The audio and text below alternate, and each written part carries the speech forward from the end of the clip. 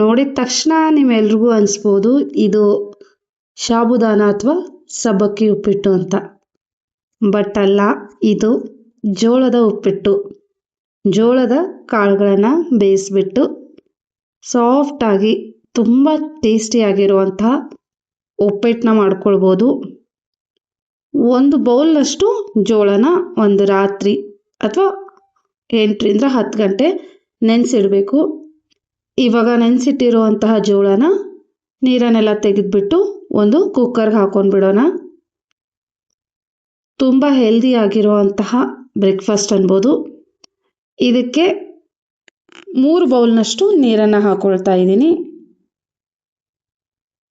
ಲಿಡ್ನ close ಮಾಡಿಬಿಟ್ಟು sim ಫ್ಲೇಮಲ್ಲಿ 4ರಿಂದ 5 whistle ತಗೊಂಡ್ರೆ ಸಾಕು, ಚೆನ್ನಾಗಿ ಬೆಂದಿರುತ್ತೆ.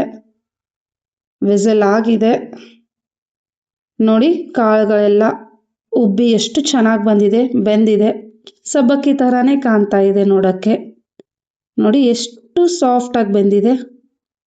ಇವಾಗ ಇದನ್ನು ಒಂದು ಸಾನ್ಗೆ ಹಾಕಿ ಸೋಸ್ಕೊಂಡ್ಬಿಡ್ತೀನಿ, ನೀರೆಲ್ಲ ಹೋಗ್ಬಿಡ್ಲಿ. ನೆಕ್ಸ್ಟು ಒಗ್ಗರಣೆಗೆ ಒಂದು 3 ಟೇಬಲ್ ಸ್ಪೂನಷ್ಟು ಎಣ್ಣೆನ ಹಾಕ್ಕೊಂಡಿದ್ದೀನಿ. ಸ್ವಲ್ಪ ಎಣ್ಣೆ ಜಾಸ್ತಿ ಇದ್ದರೆ ಟೇಸ್ಟ್ ಚೆನ್ನಾಗಿ ಅನಿಸುತ್ತೆ. ಕಾದಿರೋ ಎಣ್ಣೆಗೆ ಜೀರಿಗೆ, ಕರಿಬೇವು ಮತ್ತು 2 ಹಸಿಮೆಣಸಿನ್ಕಾಯಿನ ಹಾಕ್ಕೊಂಡಿದ್ದೀನಿ, ಚಿಕ್ಕದಾಗಿ ಕಟ್ ಮಾಡಿಟ್ಟಿರೋದು.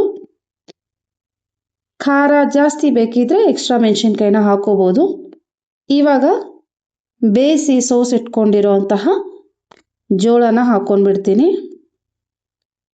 ನನಗೆ ಹೇಳೋವಾಗಲೂ ಜೋಳ ಅಂತ ಬರ್ತಾನೆ ಇಲ್ಲ, ಸಬ್ಬಕ್ಕಿ ಅಂತಾನೆ ಬರ್ತಾ ಇದೆ.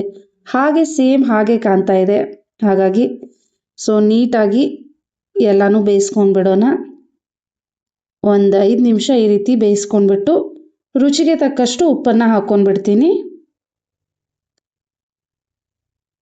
ಮತ್ತೆ ಮಿಕ್ಸ್ ಮಾಡ್ಕೊಂಡ್ಬಿಡೋಣ.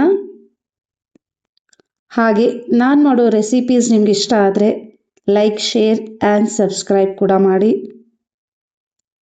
ಹಾಗೆ ಜೋಳದ ಹಿಟ್ಟಿನಿಂದ ಯಾವ ರೀತಿಯಾಗಿ ಉಪ್ಪಿಟ್ಟು ಮಾಡ್ಬೋದು ಅಂತ ಕೂಡ ವಿಡಿಯೋ ಇದೆ, ಲಿಂಕನ್ನು ಡಿಸ್ಕ್ರಿಪ್ಷನಲ್ಲಿ ಹಾಕಿರ್ತೀನಿ, ಮರೀದೆ ನೋಡಿ.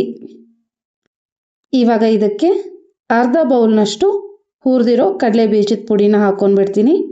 ಸೇಮ್ ಸಬ್ಬಕ್ಕಿ ಉಪ್ಪಿಟ್ಟನ್ನ ಯಾವ ರೀತಿ ಮಾಡ್ತೀವೋ ಅದೇ ರೀತಿ ನೀವು ಇದಕ್ಕೆ ಆಲೂಗಡ್ಡೆನ ಕೂಡ ಹಾಕ್ಕೊಳ್ಬೋದು. ಆ್ಯಂಡ್ ಚೆನ್ನಾಗಿ ಮಿಕ್ಸ್ ಮಾಡ್ಕೊಂಡ್ಬಿಟ್ಟು ಲಿಡ್ನ ಕ್ಲೋಸ್ ಮಾಡಿ ಒಂದು 5 ನಿಮಿಷ ಬೇಯಿಸ್ಕೊಂಡ್ರೆ ಸಾಕಾಗುತ್ತೆ. ಲಿಡ್ನ ಕ್ಲೋಸ್ ಮಾಡಿಬಿಡೋಣ. 5 ನಿಮಿಷ ಆಗಿದೆ ಆ್ಯಂಡ್ ಜೋಳದ ಉಪ್ಪಿಟ್ಟು ರೆಡಿಯಾಗಿದೆ. ಮೇಲೆ ಸ್ವಲ್ಪ ಕೊತ್ತಂಬರಿ ಸೊಪ್ಪನ್ನು ಹಾಕ್ಕೊಂಡ್ಬಿಡೋಣ. ಮತ್ತೆ ಕಲಿಸ್ಕೊಂಡ್ಬಿಟ್ಟು ಸರ್ವ್ ಮಾಡ್ಕೊಂಡ್ಬಿಟ್ರೆ ಟೇಸ್ಟಿ ಆ್ಯಂಡ್ ಹೆಲ್ದಿ ಆಗಿರುವಂತಹ ಜೋಳದ ಉಪ್ಪಿಟ್ಟು ರೆಡಿ ಆಗಿಬಿಡುತ್ತೆ. ತುಂಬ ಅಂದರೆ ತುಂಬ ಈಸಿಯಾಗಿದೆ, ಹಾಗೆ ತಿನ್ನೋಕ್ಕೂ ಕೂಡ ಅಷ್ಟೇ ಚೆನ್ನಾಗಿದೆ. ನೋಡಿ, ನೋಡೋಕ್ಕೆ ನನಗಂತೂ ಜೋಳದ ಉಪ್ಪಿಟ್ಟು ಅನಿಸ್ತಾನೆ ಇಲ್ಲ, ಸೇಮ್ ಸಬ್ಬಕ್ಕಿ ಉಪ್ಪಿಟ್ಟು ಥರನೇ ಕಾಣ್ತಾ ಇದೆ. ಕಡಲೆ ಬೀಜದ ಪುಡಿ ಇರೋದ್ರಿಂದ ಟೇಸ್ಟ್ ತುಂಬ ಚೆನ್ನಾಗಿ ಅನಿಸುತ್ತೆ.